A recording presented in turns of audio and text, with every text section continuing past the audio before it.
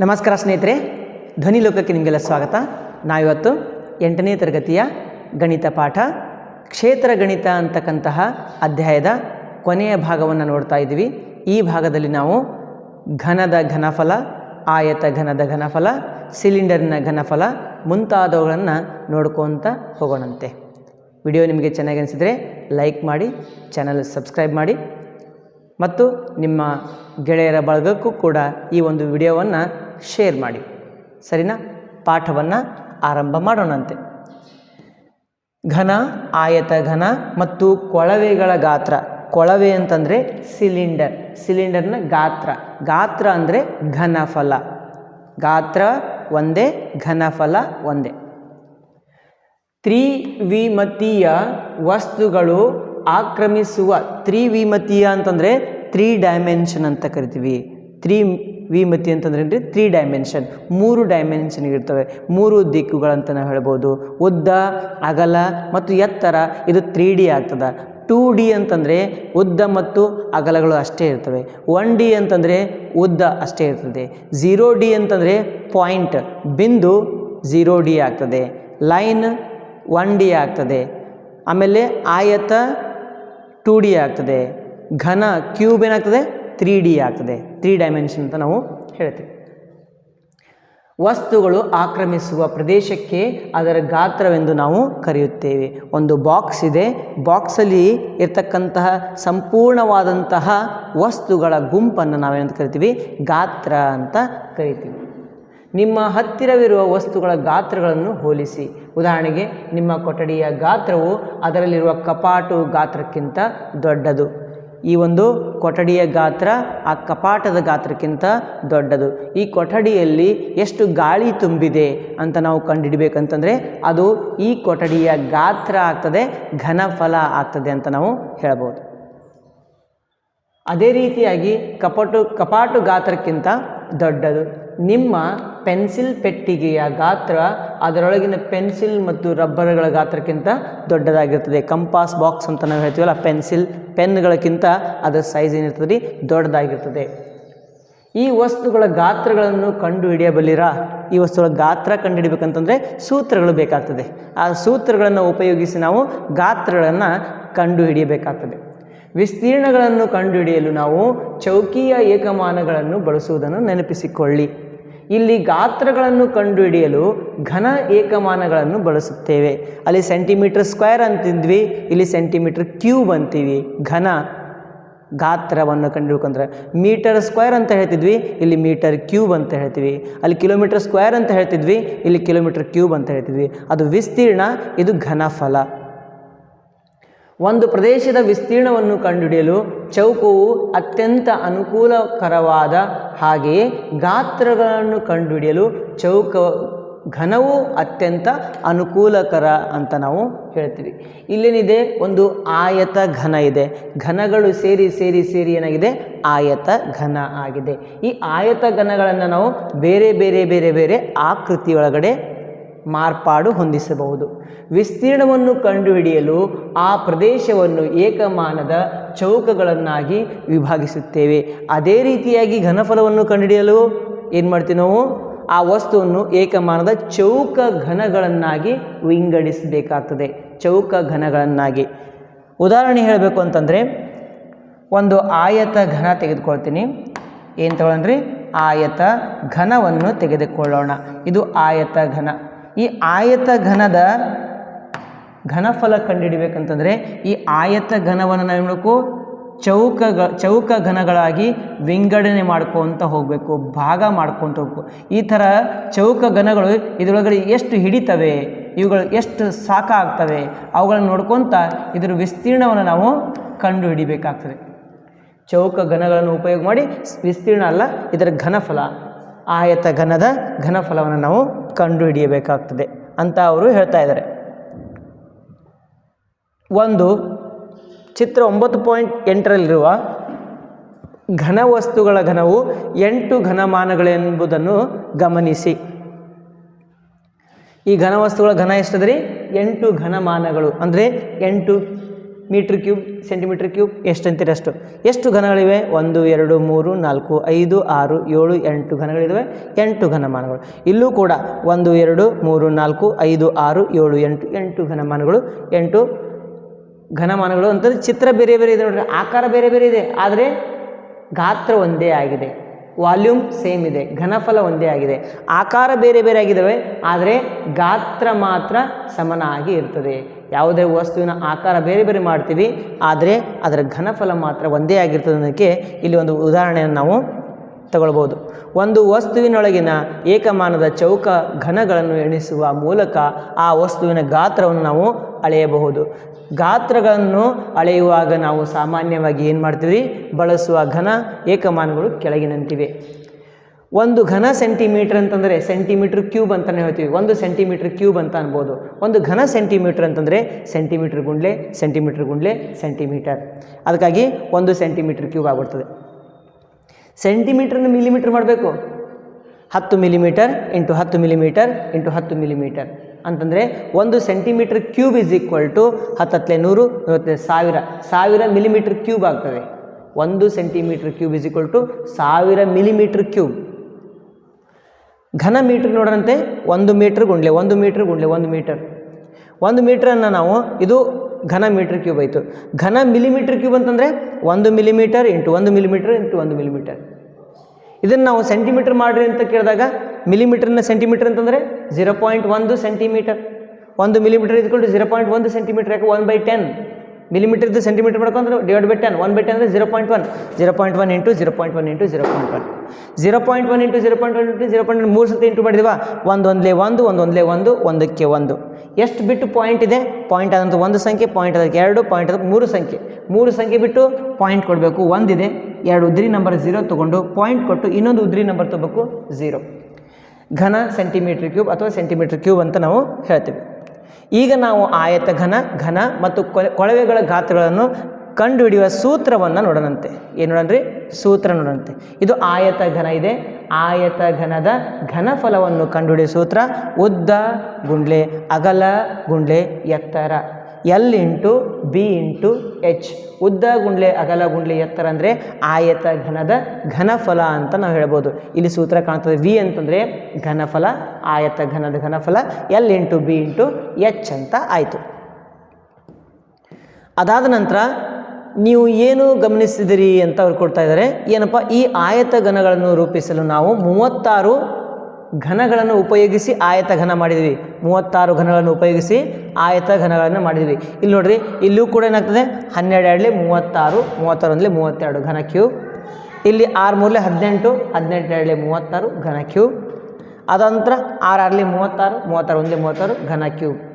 ಅರ್ಥ ಆಯ್ತಾ? ಘನ ಮೀಟ್ರ್ ಕ್ಯೂಬ್ ಇದ್ರೆ ಮೀಟ್ರ್ ಕ್ಯೂಬ್, ಸೆಂಟಿಮೀಟ್ರ್ ಕ್ಯೂಬ್ ಇದ್ರೆ ಸೆಂಟಿಮೀಟ್ರ್ ಕ್ಯೂಬ್ ಅಂತಂದರೆ ನಾವಿಲ್ಲಿ ಪ್ರತಿ ಚಿತ್ರದಲ್ಲಿಯೂ ಕೂಡ 36 ಘನ ಮೀಟ್ರ್ ಕ್ಯೂಬ್ ಅಥವಾ ಸೆಂಟಿಮೀಟ್ರ್ ಕ್ಯೂಬ್ಗಳನ್ನು ಉಪಯೋಗ ಮಾಡ್ತಾ ಇದ್ದೀವಿ. 36 ಘನಗಳನ್ನು ಬಳಸುವುದರಿಂದ ಪ್ರತಿಯೊಂದು ಆಯತ ಘನದ ಗಾತ್ರ ಎಷ್ಟು ಬಂತು? 36 ಘನ ಏಕಮಾನ. ಅಲ್ಲದೆ ಪ್ರತಿ ಆಯತ ಘನದ ಗಾತ್ರವು ಅದರ ಉದ್ದ, ಅಗಲ ಮತ್ತು ಎತ್ತರಗಳ ಗುಣಲಬ್ಧವಾಗಿರುತ್ತದೆ. ಉದ್ದ, ಅಗಲ, ಎತ್ತರಗಳ ಗುಣಲಬ್ಧವಾಗಿರುತ್ತದೆ ಅಂತ ನಾವು ಹೇಳ್ಬೋದು. ಮೇಲಿನ ಉದಾಹರಣೆಗಳಿಂದ ಆಯತಘನದ ಗಾತ್ರವನ್ನು ನಾವು ಯಾವ ಥರ ಕಂಡುಹಿಡ್ತೀವಿ? L into B into H ಅಂತ ನೋಡ್ಕೊತ ಹೋಗ್ತೀವಿ. ಅದರ ಪಾದದ ವಿಸ್ತೀರ್ಣ L ಇಂಟು B ಆಗಿರೋದ್ರಿಂದ ಆಯತ ಘನದ ಗಾತ್ರ ಇಸ್ ಈಕ್ವಲ್ ಟು ಪಾದದ ವಿಸ್ತೀರ್ಣ ಗುಂಡ್ಲೆ ಎತ್ತರ. ಪಾದದ ವಿಸ್ತೀರ್ಣ ಗುಂಡ್ಲೆ ಎತ್ತರ. ಪಾದದ ವಿಸ್ತೀರ್ಣ ಆಯತ ಆಗ್ತದೆ. ಆಯತ ಮೇಲೊಂದು ಆಯತ, ಇನ್ನೊಂದು ಆಯತ, ಇನ್ನೊಂದು ಆಯತ, ಇನ್ನೊಂದು ಆಯತ. ಆಯತದ ವಿಸ್ತೀರ್ಣ ಗುಂಡಲೆ ಎತ್ತರ. ಎಷ್ಟು ಎತ್ತರ ಅದ ಅಷ್ಟರಲ್ಲಿ ಗುಣಾಕಾರ ಮಾಡಿದ್ರೆ ಆಯತ ಘನದ ಘನಫಲ ನಮಗೆ ಸಿಗ್ತದೆ. ಅದೇ ರೀತಿಯಾಗಿ ನಾವು ಈ ಕೆಳಗಿನ ಲೆಕ್ಕಗಳಿದ್ದಾವೆ, ಆ ಚಟುವಟಿಕೆಗಳಿದ್ದಾವೆ. ಚಟುವಟಿಕೆಗಳನ್ನ ನೀವು ಮಾಡಿರಿ ಅಂತ ಅವರು ಹೇಳಿದರೆ ಚಟುವಟಿಕೆ ನೀವು ಮಾಡಿಕೊಡ್ರಿ. ಇವುಗಳನ್ನು ಪ್ರಯತ್ನಿಸಿ ಅಂತ ಹೇಳಿದರೆ 8 3 24 24 2 48 ಸೆಂಟಿಮೀಟ್ರ್ ಕ್ಯೂಬ್. ಇದು 24 24 3 72 ಸೆಂಟಿಮೀಟ್ರ್ ಕ್ಯೂಬ್. ಈಗ ಮುಂದೆ ಬರೋದು ಚೌಕ ಘನ. ಚೌಕ ಘನಕ್ಕೆ ಉದ್ದ, ಅಗಲ, ಎತ್ತರ ಮೂರೂ ಸಮನಾಗಿರ್ತವೆ. ಚೌಕ ಘನದ್ದೇನಪ್ಪ? ಉದ್ದನೂ ಒಂದೇ, ಅಗಲನೂ ಒಂದೇ, ಎತ್ತರನೂ ಒಂದೇ. ಉದ್ದ ಅಂತಂದರೆ ಎ ತಗೊಳ್ಳೋಣ, ಅಗಲ ಅಂದರೆ ಎ ತಗೊಳ್ಳೋಣ, ಎತ್ತರ ಅಂದರೆ ಎ ತಗೊಳ್ಳೋಣ. ಉದ್ದ ಅಗಲ ಎತ್ತರ ಮೂರೂ ಸಮನಾಗಿದ್ದರೆ ಅದಕ್ಕೆ ಚೌಕ ಘನ ಅಂತ ಕರಿತೀವಿ. ಮೂರು ಗುಣಾಕಾರ ಮಾಡಿರಿ, ಎ ಗುಂಡ್ಲೆ ಎ ಗುಂಡ್ಲೆ ಎ, ಎಲ್ ಗುಂಡ್ಲೆ ಎಲ್ ಗುಂಡ್ಲೆ ಎಲ್, ಎಲ್ ಕ್ಯೂಬ್, ಎ ಗುಂಡ್ಲೆ ಎ ಗುಂಡ್ಲೆ ಎ ಕ್ಯೂಬ್, ಬಾಹು ಗುಂಡ್ಲೆ ಬಾಹು ಗುಂಡ್ಲೆ ಬಾಹು, ಬಾಹು ಕ್ಯೂಬ್. ಚೌಕ ಘನದ ಘನಫಲ ಸೂತ್ರ ಏನ್ರಿ? ಎ ಕ್ಯೂಬ್ ಎಲ್ ಕ್ಯೂಬ್ ಬಾಹು ಕ್ಯೂಬ್ ಏನಂತೀಯ ಅನ್ನು. ಆದ್ದರಿಂದ ಚೌಕ ಘನದ ಗಾತ್ರ ಘನಫಲ, ಗಾತ್ರ ಅಂದ್ರೆ ಒಂದೇ, ಘನಫಲ ಅಂದ್ರೆ ಒಂದೇ. ಸೂತ್ರ ಏನ್ರಿ? L cube. ಎಲ್ ಅಂದರೆ ಉದ್ದ, ಕ್ಯೂಬ್ ಬಾಹುವಿನ ಉದ್ದ, ಗುಂಡ್ಲೆ ಉದ್ದ, ಗುಂಡ್ಲೆ ಉದ್ದ 3 ಸತಿ ಗುಣಾಕಾರ ಮಾಡಬೇಕು. 4 ಸೆಂಟಿಮೀಟರ್ ಉದ್ದವನ್ನು ಹೊಂದಿರುವ ಚೌಕದ ಗಾತ್ರವನ್ನು ಕಂಡುಹಿಡಿಯಿರಿ. 4 ಗುಂಡ್ಲೆ 4 ಗುಂಡ್ಲೆ 4, 4 4 16, 14 64, 4 4 16, 14 64 ಸೆಂಟಿಮೀಟರ್ ಕ್ಯೂಬ್. 1.5 ಗುಂಡ್ಲೆ 1.5 ಗುಂಡ್ಲೆ 1.5 ಗುಣಾಕಾರ ಮಾಡಿರಿ, ಸೆಂಟಿಮೀಟರ್ ಕ್ಯೂಬ್ ಅಂತ ಆನ್ಸರ್ ಹೇಳ್ರಿ. ಒಂದು ಆಯತಘನವನ್ನು ಮಾಡಲು ಸಮಗಾತ್ರದ 64 ಚೌಕಗಳನ್ನು ನಿಮಗೆ ಸಾಧ್ಯವಾದಷ್ಟು ರೀತಿಯಲ್ಲಿ ಜೋಡಿಸಿರಿ. ಪ್ರತಿಯೊಂದು ಜೋಡಣೆಯ ಮೇಲ್ಮೈ ವಿಸ್ತೀರ್ಣವನ್ನು ಕಂಡುಹಿಡಿಯಿರಿ. ಸಮಗಾತ್ರದ ಘನಾಕೃತಿಗಳ ಮೇಲ್ಮೈ ವಿಸ್ತೀರ್ಣ ಒಂದೇ ಆಗಿರುತ್ತದೆ. ಇಲ್ಲ, ಗಾತ್ರ ಸಮನಾಗಿದ್ದಾಗ ಮೇಲ್ಮೈ ವಿಸ್ತೀರ್ಣ ಸಮನಾಗಿರ್ಬೇಕಂತ ರೂಲ್ಸ್ ಇಲ್ಲ. ಆಲ್ರೆಡಿ ಮೇಲ್ಗಡೆ ನೋಡಿದ್ವಿ ನಾವು. ಗಾತ್ರ ಒಂದೇ ಆಗಿರ್ತದೆ, ಬಟ್ ವಿಸ್ತೀರ್ಣ ಬೇರೆ ಬೇರೆ ಇರ್ತದೆ. ವಿಸ್ತೀರ್ಣವು ಆಕಾರದ ಮೇಲೆ ಅವಲಂಬಿತವಾಗಿರುತ್ತದೆ. ಮೇಲ್ಮೈ ವಿಸ್ತೀರ್ಣವು ವಸ್ತುವಿನ ಆಕಾರದ ಮೇಲೆ ಅವಲಂಬಿತವಾಗಿರುತ್ತದೆ. ಗಾತ್ರವು ವಸ್ತುವಿನ ಆಕಾರದ ಮೇಲೆ ಅವಲಂಬಿತವಾಗಿರುವುದಿಲ್ಲ. ಹಾಗಾಗಿ ಗಾತ್ರ ಸಮನಾಗಿದ್ದ ಕಾರಣಕ್ಕೆ ಅವುಗಳ ಮೇಲ್ಮೈ ವಿಸ್ತೀರ್ಣಗಳು ಸಮನಾಗಿರುತ್ತವೆ ಎಂದು ನಾವು ಹೇಳಲು ಸಾಧ್ಯವಿಲ್ಲ ಅಂತ ನಾವು ಬರಿಬೇಕು. ಲೆಕ್ಕ ಕೇಳಿದರೆ ಲೆಕ್ಕ ಮಾಡಿರಿ, ಏನು ತೊಂದರೆ ಇಲ್ಲ. ಯೋಚಿಸಿ, ಚರ್ಚಿಸಿ ಮತ್ತು ಬರೆಯಿರಿ ಅಂತ ಹೇಳ್ತಾರೆ. ಯೋಚನೆ ಮಾಡಿ, ಚರ್ಚೆ ಮಾಡಿರಿ, ಬರ್ಕೊಂತ ಹೋಗ್ರಿ. ಏನಂದ್ರೆ ಅವರು ಒಂದು ಕಂಪನಿಯ ಬಿಸ್ಕತ್ಗಳನ್ನು ಬಿಸ್ಕಿಟ್ ಇದಾವಂತೆ, ಪ್ಯಾಕ್ ಮಾಡಲು ಅದು ಆಯತಾಕಾರದ ಪೆಟ್ಟಿಗೆಗಳನ್ನು ಉಪಯೋಗ ಮಾಡ್ತದೆ. ಆಯತಾಕಾರದ ಪೆಟ್ಟಿಗೆಗಳು. ಎ ಪೆಟ್ಟಿಗೆಯ ಅಳತೆಗಳು 3 centimetre into 8 centimetre into 20 centimetre. 3 ಗುಣಾಕಾರ ಮಾಡಿರಿ. ಉದ್ದ ಗುಂಡ್ಲೆ ಅಗಲ ಗುಂಡ್ಲೆ ಎತ್ತರ 8 3 24, 24 ಗುಂಡ್ಲೆ 20 480 ಸೆಂಟಿಮೀಟರ್ ಕ್ಯೂಬ್.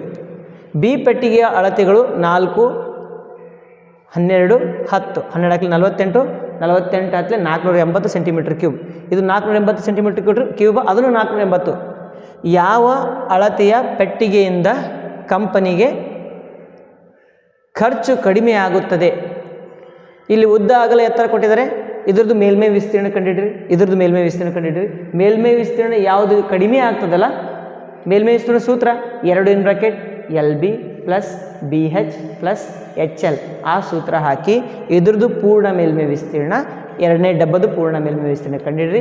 ಯಾವುದು ವಿಸ್ತೀರ್ಣ ಕಡಿಮೆ ಆಗ್ತದೆ? ಕಡಿಮೆ ಖರ್ಚಾಗ್ತದೆ.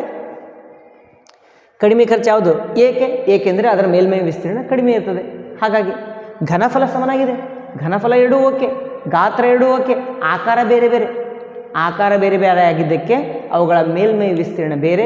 ಯಾವುದ್ರ ಮೇಲ್ಮೈ ವಿಸ್ತೀರ್ಣ ಕಡಿಮೆ ಇರ್ತದೆ ಅದರದ್ದು ಕಡಿಮೆ ಅಂತ ಬರೀರಿ, ಕಡಿಮೆ ಖರ್ಚು ಅಂತ ಬರೀರಿ. ಇವೆರಡಕ್ಕಿಂತಲೂ ಕಡಿಮೆ ಖರ್ಚಾಗುವ ಅದೇ ಗಾತ್ರವಿರುವ ಬೇರೆ ಯಾವುದಾದ್ರೂ ಅಳತೆಗಳನ್ನು ನೀವು ರೆಡಿ ಮಾಡಬಹುದಾ? ಪ್ರಯತ್ನ ಮಾಡಿ. ಇಲ್ಲಿ 480 ಬರಬೇಕು. ಅವ್ರೇನು ಮಾಡಿದ್ರೆ 24 ಗುಂಡ್ಲೆ 10, 24 ಗುಂಡ್ಲೆ 10 ಗುಂಡ್ಲೆ 1 ಅದನ್ನು ಮಾಡ್ಬೋದು ನಾವು. 24 ಉದ್ದ, 10 ಅಗಲ, 1 ಎತ್ತರ. ಅದನ್ನು ಮಾಡಿದಾಗ ಕೂಡ ನಿಮಗೆ ಮೇಲ್ಮೈ ವಿಸ್ತೀರ್ಣ ಏನು ಸಿಗ್ತದೆ ನೋಡಿರಿ. 24 ಗುಂಡ್ಲೆ ಆಮೇಲೆ 10 ಗುಂಡ್ಲೆ 1 ಅದನ್ನು ಮಾಡ್ಬೋದು. ಅರ್ಥ ಆಯ್ತಾ? ಚೆಕ್ ಮಾಡಿ, ಯೋಚನೆ ಮಾಡಿ. ಮುಂದೆ ಬರೋದು ಕೊಳವೆ. ಇದು ಆಯತಘನ, ಇದು ಕೊಳವೆ. ಆಯತಘನದ ತಳ ವಿಸ್ತೀರ್ಣ ಸೂತ್ರ ಏನ್ರಿ? πr². ಆಯತಘನದ ಎತ್ತರ ಏನು? h. πr² ಒಂದು ಸೇರಿಸ್ಕೊಂತ ಹೋರಿ ಎಷ್ಟು ಎತ್ತರ ಆಗ್ತದೆ, ಎತ್ತರದಿಂದ ಗುಣಾಕಾರ ಮಾಡಿದಾಗ ನಿಮಗೇನು ಸಿಗ್ತದೆ? ಇದರ ಸಂಪೂರ್ಣ ಘನಫಲ ಸಿಗ್ತದೆ. ಅಂದರೆ πr² ಇಂಟು h. ಸಿಲಿಂಡರಿನ ಗಾತ್ರ, ಸಿಲಿಂಡರಿನ ಘನಫಲ, ಕೊಳವೆಯ ಗಾತ್ರ, ಕೊಳವೆಯ ಘನಫಲ ಎಲ್ಲ ಒಂದೇ. ಸೂತ್ರ ಏನು? πr²h. πr² ಇಂಟು h ಇದು ಸೂತ್ರ ಆಗ್ತದೆ. ಆಯತಘನವೊಂದರ ಗಾತ್ರವನ್ನು ಅದರ ತಳ ವಿಸ್ತೀರ್ಣ ಮತ್ತು ಎತ್ತರದ ಗುಣಲಬ್ಧವಾಗಿ ಮಾಡ್ತೀವಿ ನಾವು. ಹೌದಾ? ಆಯತಘನದ ಘನಫಲ ಕಂಡುಹಿಡಿಬೇಕು ಅಂತಂದರೆ ಈ ಕೆಳಪಾದದ ವಿಸ್ತೀರ್ಣ ಗುಂಡ್ಲೆ ಎತ್ತರ ಮಾಡ್ತಾ ಇದ್ವಿ. ಹೌದಾ? ಇದೇ ರೀತಿಯಾಗಿ ಕೊಳವೆಯ ಘನಫಲ ಕಂಡುಹಿಡಬೇಕಂದ್ರೆ ಕೆಳಪಾದದ ವಿಸ್ತೀರ್ಣ ಗುಂಡ್ಲೆ ಎತ್ತರ. ಕೆಳಪಾದದ ವಿಸ್ತೀರ್ಣ ಏನಪ್ಪ? πr² ಗುಂಡ್ಲೆ ಎತ್ತರ h, πr² h ಅಂತ ಬರ್ತದೆ. ಇದೇ ರೀತಿಯಲ್ಲಿ ಕೊಳವೆಯೊಂದರ ಗಾತ್ರವನ್ನು ನಾವು ಕಂಡುಹಿಡಿಯಲು ಸಾಧ್ಯವೇ? ಆಯತಘನದಂತೆಯೇ ಕೊಳವೆಗೂ ಪರಸ್ಪರ ಸರ್ವ ಸಮವಾದ ಮತ್ತು ಸಮಾಂತರವಾದ ಮೇಲ್ಭಾಗ ಮತ್ತು ಪಾದಗಳಿವೆ. ಅದರ ಪಾರ್ಶ್ವ ಮೇಲ್ಮೈ ಸಹ ಪಾದಕ್ಕೆ ಲಂಬವಾಗಿದೆ. ಆದ್ದರಿಂದ ಆಯತಘನದ ಗಾತ್ರ ಸೂತ್ರ ಏನಿತ್ತು ರೀ? ಪಾದದ ವಿಸ್ತೀರ್ಣ ಗುಂಡ್ಲೆ ಎತ್ತರ ಇತ್ತು. ಕೊಳವೆ ಗಾತ್ರ ಏನಾಗ್ತದೆ? ಪಾದದ ವಿಸ್ತೀರ್ಣ ಗುಂಡ್ಲೆ ಎತ್ತರ ಪೈ ಆರ್ ಸ್ಕ್ವೇರ್ ಗುಂಡ್ಲೆ H, pi R square H. ಇಲ್ಲಿ ಪೈ ಆರ್ ಸ್ಕ್ವೇರ್ ಎಚ್ ಸೂತ್ರ ಹಾಕ್ರಿ. ಇಲ್ಲಿ ಆರ್ ಅಂದರೆ ಕೊಟ್ಟಿದ್ದಾರೆ ಅವರು, ಎಷ್ಟೊಂದು ಕೊಟ್ಟಿದ್ದಾರೆ? 6. ಕೊಳವೆ ಗಾತ್ರ ಕಂಡುಹಿಡಬೇಕಂತೆ. ಆರ್ = 7 ಸೆಂಟಿಮೀಟ್ರ್ ಹಾಕ್ರಿ. ಪೈನ ಬೆಲೆ 22/7 ಹಾಕ್ರಿ. ಹಾಕಿ ಲೆಕ್ಕವನ್ನು ಮಾಡ್ಕೊತ ಹೋಗಬೇಕಾಗ್ತದೆ. ಸಿಂಪಲ್ ಲೆಕ್ಕ, ಏನು ತೊಂದರೆ ಇಲ್ಲ. ಏನಾದರೂ ನೋಡ್ರಿ ಇಲ್ಲಿ pi R square H, pi ಅಂದರೆ 22/7, ಆರ್ ಸ್ಕ್ವೇರ್ ಅಂತಂದರೆ ತ್ರಿಜ್ಯ 7 × 7, ಎಚ್ ಅಂತಂದರೆ ಎತ್ತರ 10, 0 0 7 cancel. This is equal to 22 154, ಅಲ್ಲೊಂದು 0 ಸೆಂಟಿಮೀಟ್ರ್ ಕ್ಯೂಬ್. ಅದೇ ರೀತಿಯಾಗಿ ಇಲ್ಲೇನಿದೆ?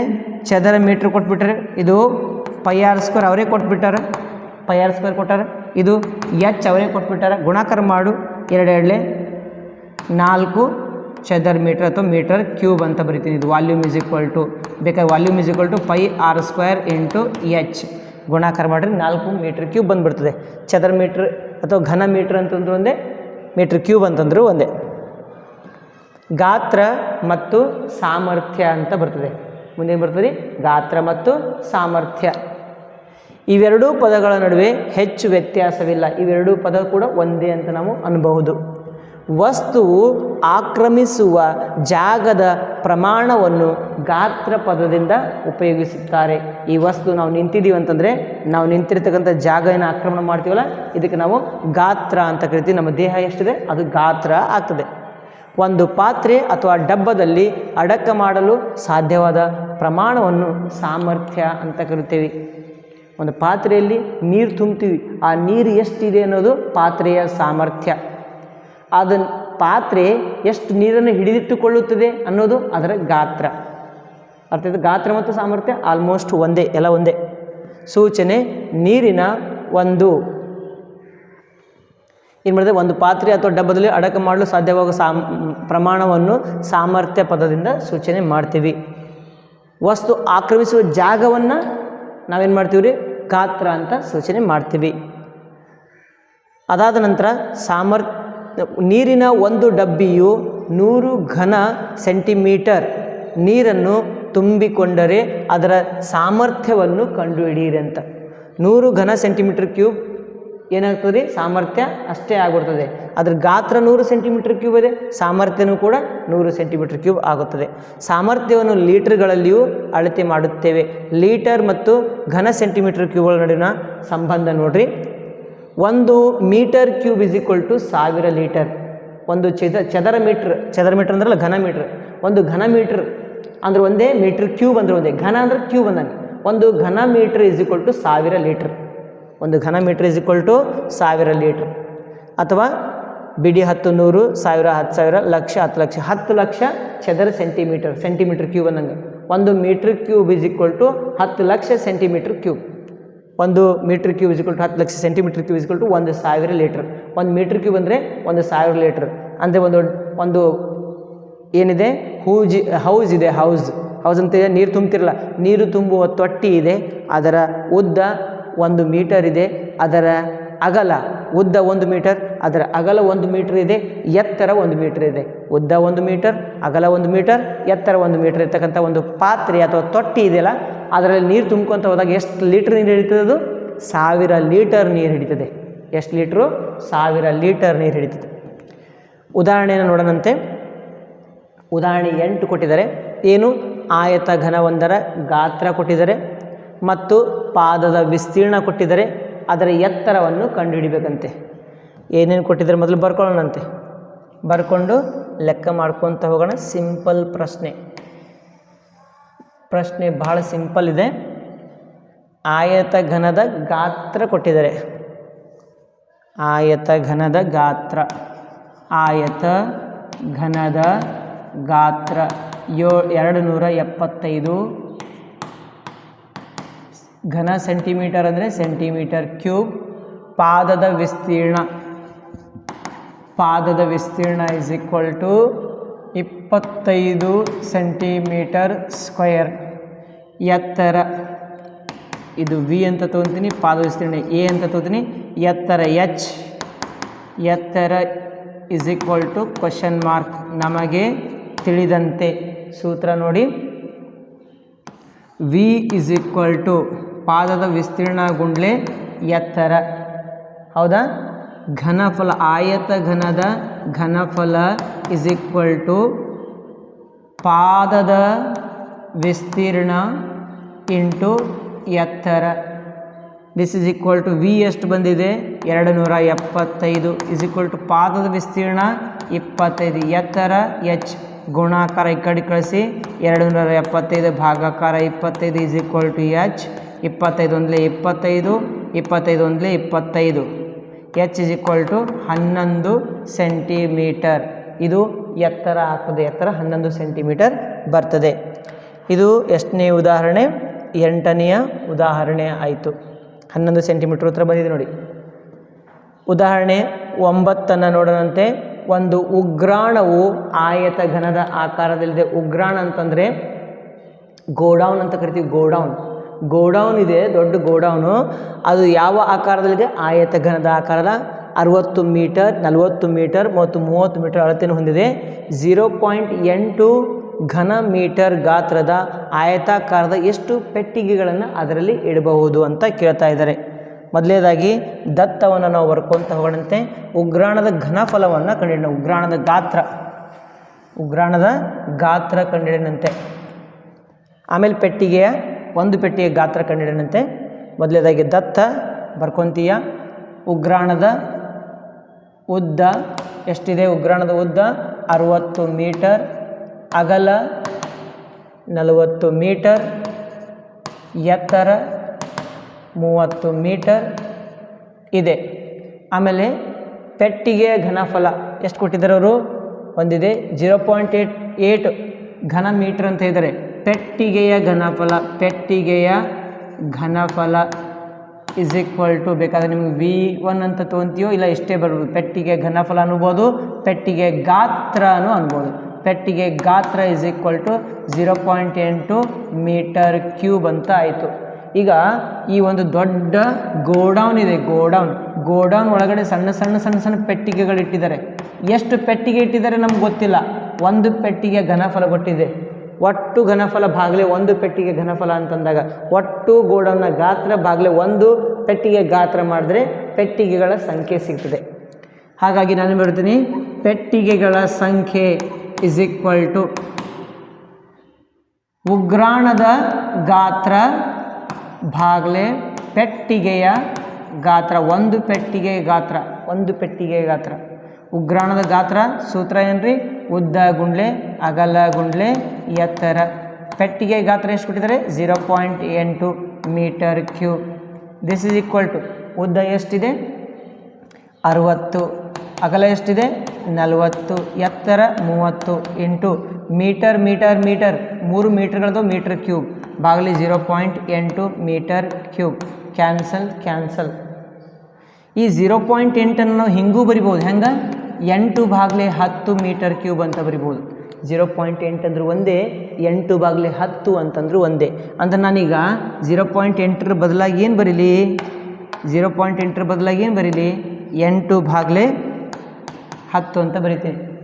ಇದೇನೈತಿದು? 8/10. ಕರೆಕ್ಟ್. ಭಾಗಾಕಾರ 10 ಮ್ಯಾಕ್ ಕಳಿಸ್ತೀನಿ. ಯಾಕೆ? ಕೆಳಗಡೆ ಭಾಗಾಕಾರದ ಮೇಲ್ಗಡೆ ಕಳಿಸ್ಬೇಕಾಗ್ತದೆ. 60 ಗುಂಡ್ಲೆ 40 ಗುಂಡ್ಲೆ 30 ಗುಂಡ್ಲೆ 10 ಭಾಗಲೆ 8 ಒಂದ್ಲೆ 8 5ಲೆ 40, 5 6ಲೆ 30, 300, 1 3ಲೆ 3, 300, 30 300, 300ಲೆ ಎಷ್ಟಾಗ್ತದೆ ರೀ? 90,000 ಪೆಟ್ಟಿಗೆಗಳು. ಎಷ್ಟು ಪೆಟ್ಟಿಗೆ? 90,000 ಪೆಟ್ಟಿಗೆ. 3 3 9 40, 90,000 ಪೆಟ್ಟಿಗೆಗಳ ಸಂಖ್ಯೆ ಎಷ್ಟು? 90,000 ಪೆಟ್ಟಿಗೆ ಇಡ್ಬೋದಂತ ಆ ಗೋಡೌನ್ಯಾಗ. 90,000 ಪೆಟ್ಟಿಗೆಗಳು. ಅರ್ಥ ಆಯ್ತಾ? ಇದು 9ನೇ ಪ್ರಶ್ನೆ. 10ನೇ ಪ್ರಶ್ನೆ ನೋಡೋಣಂತೆ. ಏನಿದೆ 10ನೇ ಪ್ರಶ್ನೆಯಲ್ಲಿ? 14 ಸೆಂಟಿಮೀಟರ್ ಅಗಲದ ಆಯತಾಕಾರದ ಕಾಗದವನ್ನು ಅದರ ಅಗಲದ ಗುಂಟ ಸುತ್ತಿ 20 ಸೆಂಟಿಮೀಟರ್ ತ್ರಿಜ್ಯದ ಕೊಳವೆಯನ್ನು ಮಾಡಲಾಗಿದೆ. ಕೊಳವೆಯ ಗಾತ್ರವನ್ನು ಕಂಡುಹಿಡಿಯಿರಿ. ಪೈನ ಬೆಲೆಯನ್ನು 22/7 ಎಂದು ತೆಗೆದುಕೊಳ್ಳಿ ಅಂತ ಕೊಟ್ಟಿದ್ದಾರೆ ಅವರು. ಆಯತಾಕಾರದ ಒಂದು ಕಾಗದದ ಅಗಲ ಕೊಟ್ಟಿದ್ದಾರೆ. ಅಗಲವನ್ನು ಮೊದಲು ನಾವು ಬರ್ಕೊಳ್ಳೋಣಂತೆ. ಇಲ್ಲಿ ಒಂದು ಆಯತಾಕಾರದ ವಸ್ತು ತೊಗೊಂಡ್ಬಿಡ್ತೀನಿ ನೋಡ್ರಿ. ಇದು ಆಯತಾಕಾರದ ವಸ್ತು ತೊಗೊತೀನಿ. ಇದನ್ನು ಉಪಯೋಗ ಮಾಡಿ ಏನು ಮಾಡಿದ್ದಾರೆ ಅವರು, ಒಂದು ಕೊಳವೆ ಸಿಲಿಂಡರ್ ಮಾಡಿದ್ದಾರೆ. ಸಿಲಿಂಡರ್ ಏನು ರೆಡಿ ಮಾಡಿದರೆ, ಕೊಳವೆಯನ್ನು ರೆಡಿ ಮಾಡಿದರೆ, ಸಿಲಿಂಡರನ್ನು ರೆಡಿ ಮಾಡಿದರೆ. ಓಕೆ, ಇಷ್ಟಾಯಿತು. ಆಮೇಲೆ ಇದರ ಅಗಲ ಕೊಟ್ಟಿದ್ದಾರೆ. ಅಗಲ ಎಷ್ಟಿದೆ? 14 ಸೆಂಟಿಮೀಟರ್ ಅಗಲ ಇದೆ ಇದರದ್ದು ಆಯತದ ಅಗಲ. ಅಗಲನೇನಾಗ್ಬಿಡ್ತದೆ ಮತ್ತು ವಾಪಸ್ಸು ಕೊಳವೆಯ ಎತ್ತರ ಆಗ್ಬಿಡ್ತದೆ. ಕೊಳವೆಯ ಎತ್ತರ ಅಥವಾ ಸಿಲಿಂಡರಿನ ಎತ್ತರ H = ಆಗ್ಬಿಡ್ತದೆ ಎಷ್ಟಪ್ಪ? 14 ಸೆಂಟಿಮೀಟರ್ ಅಂತ ಆಯಿತು. ಆಮೇಲೆ ಗಂಟ ಸುತ್ತಿದಾಗ 20 ಸೆಂಟಿಮೀಟರ್ ತ್ರಿಜ್ಯದ ಕೊಳವೆ. ತ್ರಿಜ್ಯ ಎಷ್ಟಾಗ್ತದೆ? 20 ಸೆಂಟಿಮೀಟರ್ ತ್ರಿಜ್ಯ. ಅದರ ಅಗಲದ ಗುಂಟ ಸುತ್ತಿ 20 ಸೆಂಟಿಮೀಟರ್ ತ್ರಿಜ್ಯದ ಕೊಳವೆಯನ್ನು ಮಾಡಲಾಗಿದೆ. ಅಂದರೆ ಇದರ ತ್ರಿಜ್ಯ ಎಷ್ಟು ಕೊಟ್ಟಿದ್ದಾರೆ ಅವರು? R = 20 ಸೆಂಟಿಮೀಟರ್ ಅಂತ ಕೊಟ್ಟಿದ್ದಾರೆ ತ್ರಿಜ್ಯ. ಹಾಗಿದ್ರೆ ಅವ್ರು ಏನು ಕೇಳ್ತಾ ಇದ್ದಾರೆ? ಕೊಳವೆಯ ಗಾತ್ರ ಕೇಳ್ತಾ ಇದ್ದಾರೆ. ಕೊಳವೆಯ ಗಾತ್ರ, ಸಿಲಿಂಡರಿನ ಗಾತ್ರ. ಸೂತ್ರ ಏನು? πr²h. ಪೈನ ಬೆಲೆ 22/7. R ಅಂದರೆ 20 × 20, H ಅಂದರೆ 14. 7 1 7, 7 2 14, 2 2 4, 4 2 8, 28 22 176, 1 2 2 0 ಇಡಬೇಕು. ಸೆಂಟಿಮೀಟ್ರ್ ಇದ್ದರೆ ಸೆಂಟಿಮೀಟ್ರ್ ಕ್ಯೂಬ್ ಬರೀರಿ, ಮೀಟ್ರ್ ಇದ್ದರೆ ಮೀಟ್ರ್ ಕ್ಯೂಬ್ ಅಂತ ಬರೀರಿ. ಎಷ್ಟು ಬರ್ತದೆ? 17,600 ಸೆಂಟಿಮೀಟ್ರ್ ಕ್ಯೂಬ್ ಅಂತ ಬರ್ತದೆ. ಲೆಕ್ಕ ಮಾಡಿ, ಅಷ್ಟು ಬರುತ್ತಿಲ್ಲ, ಚೆಕ್ ಮಾಡೋಣ. 17,600 ಸೆಂಟಿಮೀಟ್ರ್ ಕ್ಯೂಬ್ ಅಂತ ಬಂತು. ಏನಿದು? ಕೊಳವೆಯ ಗಾತ್ರ. ಅದೇ ರೀತಿಯಾಗಿ 11ನೇ ಪ್ರಶ್ನೆಯನ್ನು ನೋಡಂತೆ. ಏನಿದೆ 11ನೇ ಪ್ರಶ್ನೆಯಲ್ಲಿ? 11 ಸೆಂಟಿಮೀಟರ್ 4 ಸೆಂಟಿಮೀಟರ್ ಅಳತೆಯ ಕಾಗದದ ತುಂಡನ್ನು ಮಡಿಚಿ ಅದರ ಮೇಲೆ ಮತ್ತೆ ಬರದಂತೆ ಒಂದು ಕೊಳವೆಯನ್ನು ಮಾಡಲಾಗಿದೆ. ಈ ಕೊಳವೆಯ ಎತ್ತರ ಎಷ್ಟು ಸೆಂಟಿಮೀಟರ್ ಇದೆ? 4 ಸೆಂಟಿಮೀಟರ್ ಆಗಿದ್ದರೆ ಕೊಳವೆಯ ಗಾತ್ರವನ್ನು ನಾವು ಕಂಡುಹಿಡಿಬೇಕಂತೆ. ಆಯತಾಕಾರದ ಏನು ಮಾಡಿದ್ದಾರೆ ಅವರು? ಆಯತಾಕಾರದ ಒಂದು ಕಾಗದ ಇದೆ. ಆಯತಾಕಾರದ ಕಾಗದ ನೋಡ್ಕೊಂಡು ತಗೊಂಡಂತೆ.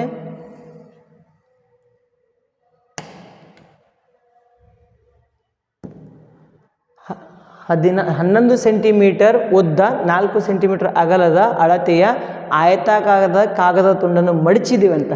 ಅದನ್ನು ಮಡಚಿಕೊಂಡು ಏನು ಮಾಡಿದ್ದೀವಿ ಅಂತ, ಅದರ ಮೇಲೆ ಮತ್ತೆ ಬರದಂತೆ ಒಂದು ಕೊಳವೆಯನ್ನು ಮಾಡಲಾಗಿದೆ. ಅದು ಮೇಲೆ ಮತ್ತೆ ಬರದಂತೆ ಅಂದರೆ ಅರ್ಥ ಏನಿದ್ರದ್ದು?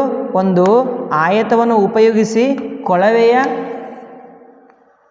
ಕೊಳವೆಯ ಕೆಳಭಾಗವನ್ನು ಮಾಡಿದ್ದಾರೆ. ಆಯತದ ಉದ್ದ ಎಷ್ಟದಪ್ಪ? 11 ಸೆಂಟಿಮೀಟರ್ ಇದೆ. ಅಗಲ 4 ಸೆಂಟಿಮೀಟರ್ ಇದೆ. ಇದನ್ನು ಉಪಯೋಗ ಮಾಡಿ ಕೊಳವೆ ಏನದಲ್ಲ, ಕೊಳವೆ ಅದರ ಕೆಳಭಾಗದ ಸಂಪೂರ್ಣವಾಗಿ ಈ ಥರ ಏನು ಮಾಡಿದ್ರೆ ಮುಚ್ಚಿದ್ದಾರೆ. ಅದನ್ನು ಕೊಳವೆಯ ಕೆಳಭಾಗ ಸಂಪೂರ್ಣ ಅಲ್ಲ, ಅದರ ಎಡ್ಜ್ ಅಂಚುಗಳನ್ನು ಮುಚ್ಚಿದಾರಂತೆ. ಅಂಚು ಅಂತಂದರೆ ಏನಾಗ್ಬಿಡ್ತದೆ? ಅದು ಬರೀ ಅಂಚುಗಳನ್ನು ಅಷ್ಟೇ ಮುಚ್ಚಿದ್ದಾರೆ, ಇದಲ್ಲ, ಈ ಭಾಗ ಮುಚ್ಚಿಲ್ಲ. ಅಂಚು ಮುಚ್ಚಿದ್ದಾರೆ ಅಂತಂದರೆ ಈ ಒಂದು ಕೊಳವೆಯ ಕೆಳಭಾಗದ ವೃತ್ತದ ಪರಿಧಿ ಆಗ್ಬಿಡ್ತದೆ. ವೃತ್ತದ ಪರಿಧಿ ಸಿಕ್ಬಿಡ್ತದೆ. ವೃತ್ತದ ಪರಿಧಿ ಸೂತ್ರ ಏನು? 2πr. ಕಾಗದದ ಉದ್ದವು ಕೊಳವೆಯ ಪಾದದ ಸುತ್ತಳತೆಯಾಗಿರುತ್ತದೆ ಮತ್ತು ಕಾಗದದ ಅಗಲವು ತ್ರಿಜ್ಯವಾಗಿರುತ್ತದೆ. ಅದರ ಅಗಲ ಏನಾಗ್ತದೆ ರೀ? ತ್ರಿಜ್ಯ ಆಗಿರ್ತದೆ. ಕಾಗದದ ಉದ್ದ ಏನಾಯಿತು? 2πr ಆಯಿತು. ಆಮೇಲೆ ಅದರ ಅಗಲ ಇತ್ತಲ್ಲ, ಉದ್ದ ಅಂಚಾಯಿತು, ಅಗಲ ಏನಾಯಿತು? ತ್ರಿಜ್ಯ ಆಗಿಬಿಡ್ತಂತೆ. ಹಾಗಾಗಿ ಕೊಳವೆಯ ತ್ರಿಜ್ಯ r ಆಗಿರಲಿ ಮತ್ತು ಎತ್ತರ h ಆಗಿರಲಿ. ಕೊಳವೆಯ ಪಾದದ ಸುತ್ತಳತೆ 2πr 11. 2πr ಉದ್ದ, ಅದು ಒಂದು ಇಲ್ಲಿ ನೋಡಿ, ಕೊಳವೆಯ ಉದ್ದ ಏನಿದೆಯಲ್ಲ ಈ ಒಂದು ಕಾಗದದ ಉದ್ದ ಏನಿದೆಯಲ್ಲ ಕೊಳವೆಯ ಪಾದದ ಈ ಒಂದು ವೃತ್ತಾಕಾರದ ಪರಿಧಿಗೆ ಸಮನಾಗಿರ್ತದೆ ಅಂದರೆ 11 2πr ಏನು ಬಂತು 11 ಅಂತ ಬಂತು. 2πr 11 ಅಂತಂದರೆ 2 × 22/7 × r ನಮ್ಗೆ ಗೊತ್ತಿಲ್ಲ 11. ಇದು ಭಾಗಾಕಾರ ಮೇಲೆ ಕಳಿಸ್ತೀನಿ ಕೆಳಗೆ ಕಳಿಸ್ತೀನಿ ಅವಾಗ ಏನಿತ್ತು r 11 × 7 / 2 × 22 11 1 11 11 2 22 7/2 4 7/4 ಸೆಂಟಿಮೀಟರ್ ಏನಿದು ಪಾದದ ತ್ರಿಜ್ಯ ಸಿಕ್ತು. ಪಾದದ ತ್ರಿಜ್ಯ ಎಷ್ಟಿತ್ತಪ್ಪ? ಪಾದದ ತ್ರಿಜ್ಯ r 2πr ನಮಗೆ ಸಿಕ್ಕಿದೆ 11 ಅಂತೇಳಿ. ಪಾದದ ತ್ರಿಜ್ಯ r 7/4 ಸೆಂಟಿಮೀಟರ್ ಅಂತ ಸಿಕ್ತು. ಕೊಳವೆ ಗಾತ್ರ ಸೂತ್ರ ಏನ್ರಿ? πr² h. πr² ಪೈನ ಬೆಲೆ ಹಾಕಿದ್ದೀನಿ, r² ಬೆಲೆ h ಬೆಲೆ 4 ಅಂತ ಹಾಕಿದ್ದೀವಿ. ಯಾಕಂತ ಇಲ್ಲಿ ಕೊಟ್ಟಿದ್ದಾರೆ ಅವ್ರು 4, ಅದರದ್ದು 4 ಸೆಂಟಿಮೀಟ್ರ್ ಏನಾಗ್ತದೆ ಎತ್ತರ ಅಂತ ಹೇಳ್ತೀವಿ ನಾವು. ಹಾಗಾಗಿ 4 ಸೆಂಟಿಮೀಟ್ರ್ ಎತ್ತರ ಅಂತ ತೆಗೆದುಕೊಂಡಾಗ ನಮಗೆ ಎತ್ತರ ಅಂತ ತಗೋಬೇಕು. 4 4 ಕ್ಯಾನ್ಸಲ್ ಆಯಿತು, 7 7 ಕ್ಯಾನ್ಸಲ್ ಆಯಿತು. ಉತ್ತರ ಎಷ್ಟು ಬರ್ತದೆ? 38.5 ಚದರ ಸೆಂಟಿಮೀಟ್ರ್ ಅಥವಾ ಸೆಂಟಿಮೀಟ್ರ್ ಕ್ಯೂಬ್ ಅಂತ ಬರ್ತದೆ. ಅವರು ಕೊಳವೆಯನ್ನು ತಯಾರಿ ಮಾಡಬೇಕು ಅಂತಂದರೆ ಈ ಒಂದು ಕಾಗದವನ್ನು ಉಪಯೋಗ ಮಾಡಿದ್ದಾರೆ. ಕಾಗದದ ಉದ್ದ ಈ ಒಂದು ವೃತ್ತಾಕಾರದ ಪರಿಧಿಗೆ ಸಮ, ಕಾಗದದ ಅಗಲ ಎತ್ತರಕ್ಕೆ ಸಮ, ಅಗಲ ಎತ್ತರಕ್ಕೆ ಸಮ, ಆಮೇಲೆ ಉದ್ದ ಪರಿಧಿಗೆ ಸಮನಾಗಿರ್ತದೆ. ಈ ರೀತಿಯಾಗಿ ಈ ಲೆಕ್ಕವನ್ನು ನೀವು ಮಾಡಬೇಕಾಗ್ತದೆ. ಮುಂದಿನ ಭಾಗದಲ್ಲಿ ನಾವೇನು ಮಾಡೋದಂತೆ ಅಭ್ಯಾಸದ ಪ್ರಶ್ನೆಗಳನ್ನು ಬಿಡಿಸ್ಕೊಂಡು ತಗೊಳ್ಳಂತೆ ಅಭ್ಯಾಸ 9.3 ನಿಮಗಾಗಿ ಮುಂದಿನ ವಿಡಿಯೋದಲ್ಲಿ. ವಿಡಿಯೋ ನೋಡಿದ್ದಕ್ಕೆ ಎಲ್ಲರೂ ಕೂಡ ಧನ್ಯವಾದಗಳು.